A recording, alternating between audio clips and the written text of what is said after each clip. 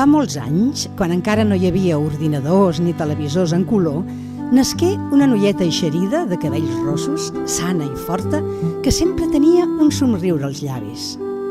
A casa seva treballaven al camp, fent que les llavors dels arbres donessin uns meravellosos fruits plens de vida, de colors tan diversos com l'essència dels nostres conreus, que encara avui dia podem gaudir i estimar.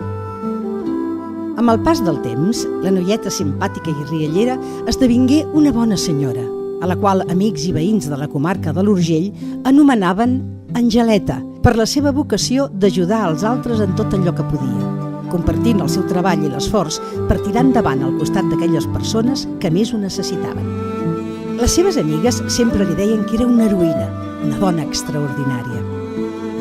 A més de l'estimació vers la seva família, també col·laborava ajudant a persones malaltes, visitant a la gent que havia estat condemnada i empresonada, pel motiu que fos, solidaritzant-se amb els pobres i buscant col·laboració arreu, per tal de posar-los un plat a taula i fer-los sentir allò que, en definitiva, som tots nosaltres, persones.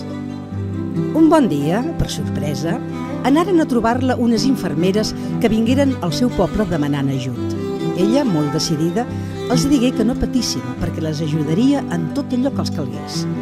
Aquelles infermeres, un cop més tranquil·les i amb la confiança que els inspirà l'Angeleta, varen explicar-li que necessitaven sang. Els calien voluntaris, com ella, capaços de salvar vides donant allò que només a través d'una extracció de sang podrien aconseguir. Treballaven en un hospital que fins i tot l'Angeleta havia visitat en algunes ocasions, acompanyant a gent desemparada i sola, sense família, a l'espera de millorar la seva salut. El que l'Angeleta encara no sabia era l'enorme manca de sang que en aquells temps patien molts hospitals de Catalunya, sense poder atendre els seus malalts, accidentats i pacients amb problemes crònics. Un cop assabentada de la situació, mirà a les infermeres amb el seu somriure habitual i en un gest amable, ràpid i espontani obrir els braços tot dient-los: «Ja podeu començar, no us preocupeu de res. Demà farem una crida arreu del poble i us ajudarem a millorar les reserves de sang».